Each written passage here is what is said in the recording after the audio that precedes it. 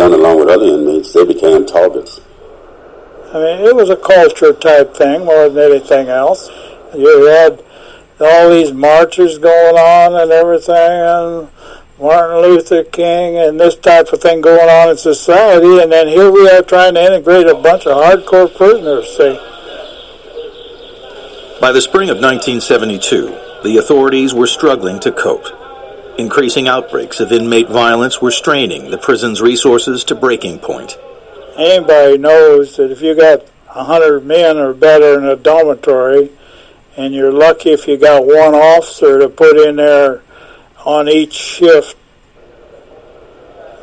that's no security. One morning in April 1972, that lone officer would be Brent Miller. This is Brent, and this was in the front of our home. We called that car the Maroon Monster. It was always breaking down. And this is Christmas, one Christmas morning. Brent with my dad and my little brother Clint. And this is me. He just thought I was just, a spicy little coon ass this week. But I was married at 16. But a widow at 17.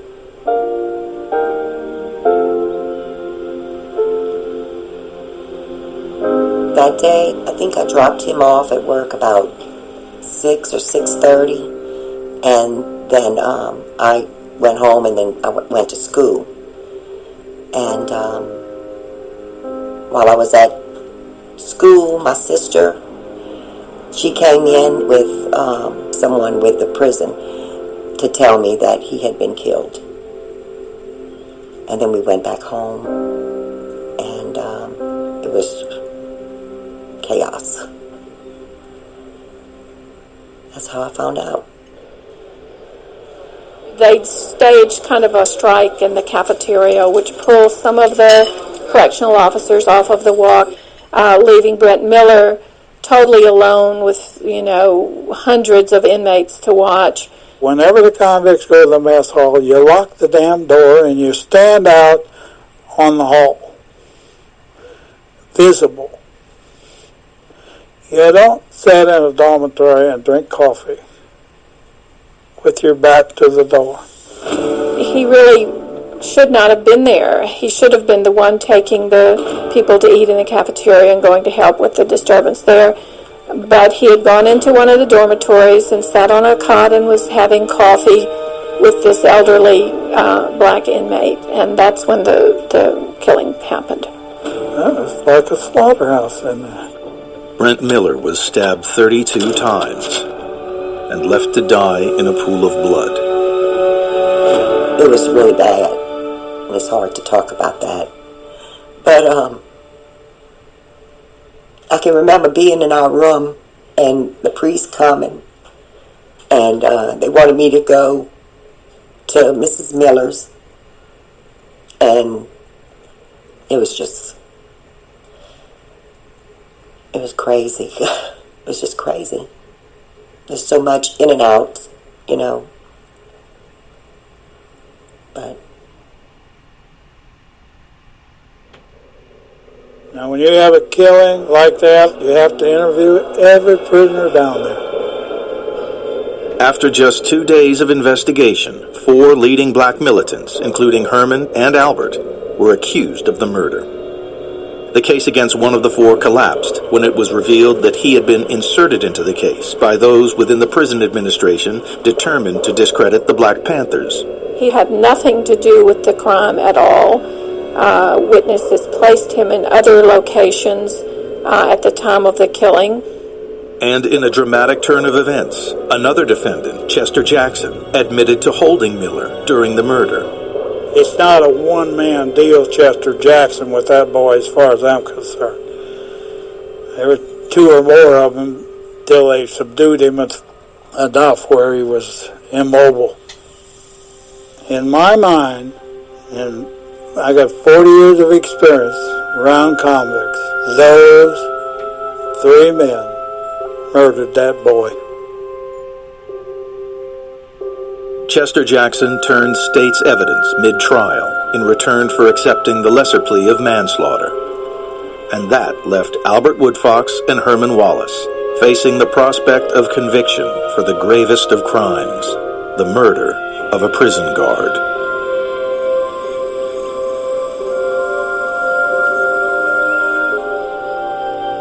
The nearest town to Angola is the historic community of St. Francisville, and it was here, in May 1972, that they were committed for trial by a grand jury drawn from the still grieving local populace. He said, "What a black people is." I was curious myself. It was all white jury. Not one black person was on it. So the judge told him, "Get him out of here. Get him out." I stood up, I said, "Listen at this." And Harmon, when he was pulling him, he had his hand, peace and power. He said, "Take care of Vicky." I said, "Okay." I couldn't attend any trials, and I was afraid I'd see something I didn't want to see. You know, I just couldn't do it. And I didn't want to see these men. I didn't want no part of it. I got up and I turned around to them people in the back who just said my brother killed. I said, "How in the hell y'all gonna say my brother killed your son? My brother ain't no murderer. He ain't never killed nobody in his life."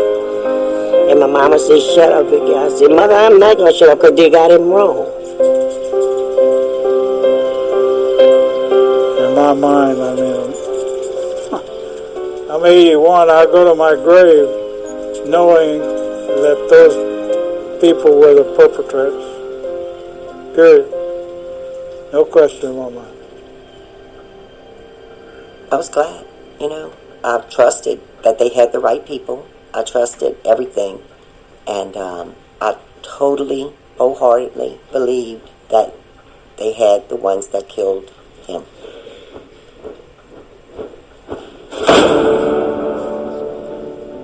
Herman and Albert were sentenced to life, and for them, the Angola administration added their own special punishment: solitary confinement in closed cell restriction, or CCR.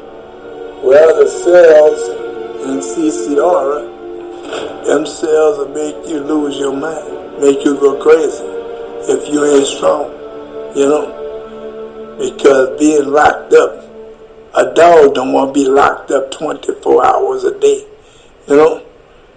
A dog wants some freedom too. I cut myself here, and I cut myself here, trying to get out them cells to the hospital.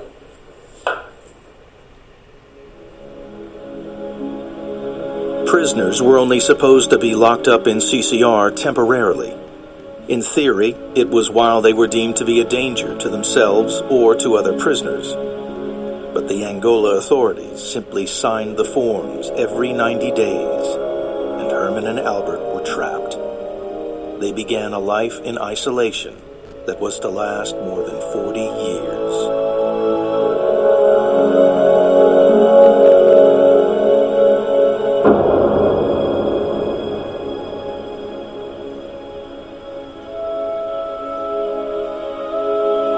Decades passed, and long after they should have been released from their original sentences, Herman and Albert remained in Angola because of the murder of Brent Miller. It wasn't until the 1990s that a new generation of lawyers emerged, prepared to take a fresh look at their case. As soon as I became a lawyer, they were my first clients. At that point, with the exception of their families and maybe a couple of friends, nobody in the outside world even knew that they existed. First file I read was Herman's trial, and I looked at it and said, you know, this doesn't look like a solid conviction. And then I read Albert's trial, and Albert's trial to me was obfuscation after obfuscation. The prosecution was trying to paint him as a racist radical hell-bent on overthrowing the United States government. I mean, it was that flavor of his trial that told me, wait a minute, where's the proof? You can throw out a lot of innuendo and a lot of rhetoric, but where's the proof? One of the witnesses who testified against Albert was a prisoner by the name of Paul Fobb. Paul Fobb's testimony was totally improbable. He testified that on the morning of the murder, he saw Albert Woodfox walk into the dormitory. Now we know, based on his medical records that he was so blind he couldn't have recognized anybody walking into the dormitory. But this man testified for the state at a murder trial. The proof was boiled down to really one person, a man named Hezekiah Brown. Hezekiah first told the investigators at the prison that he didn't know anything about the murder.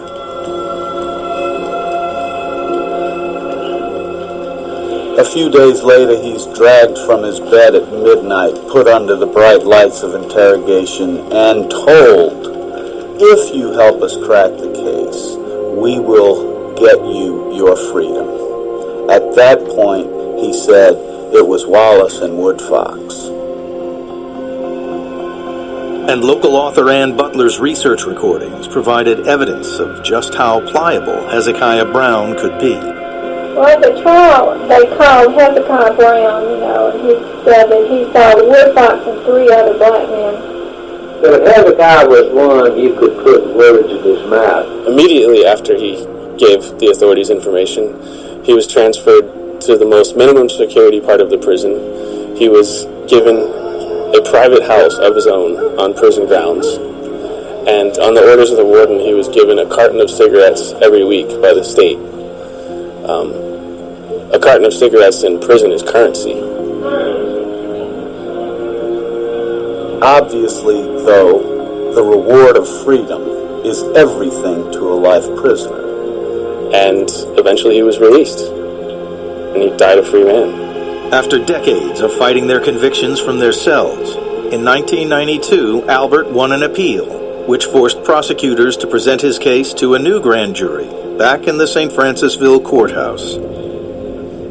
And despite the fact she had already written about the case, Ann Butler was chosen as the chairperson of the grand jury. I had already written this book. I had extensively researched it, knew a lot about the case, and asked to be excused, but the district attorney felt differently and insisted that I stay on the grand jury.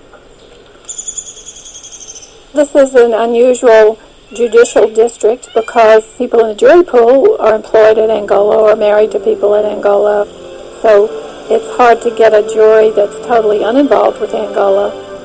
Ann Butler and the St. Francisville jurors were asked once again to consider whether Hezekiah Brown was a credible witness. Hezekiah was very credible. He convinced the entire grand jury.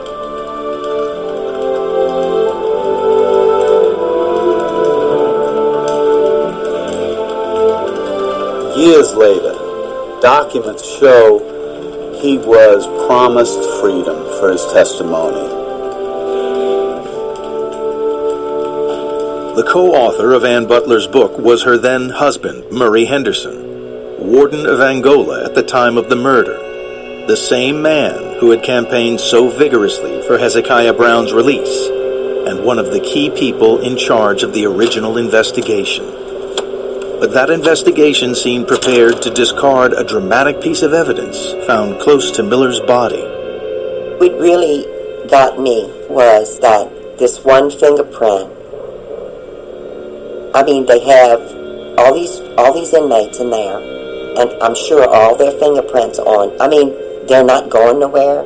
You know, why couldn't they find out who that belonged to? When you have a murder case that had a very bloody crime scene, and you have a bloody fingerprint right next to the body of the victim, that's a obviously very important piece of evidence. And when you have this murder scene happen to be inside a prison, which is a unique environment because everybody there has been fingerprinted, that seems to me to be the key to solving the murder. And in this case, the state didn't try to find out who left this bloody fingerprint behind. They established that this bloody fingerprint didn't belong to Albert Woodfox or Herman Wallace or anybody else who was suspected of the murder, but they never took the steps to just try to find out who it belonged to, which seems to me just beyond incompetent. It seems malicious. Mom? Yes. You start. We started fostering Kyle when he was 6 years old. I knew that routine was important for him. Dad, your turn. We started going to Chick-fil-A every Saturday. Every Saturday. Now, Miss Elizabeth? When your adoption day came, we got the honor of being in the courtroom with you.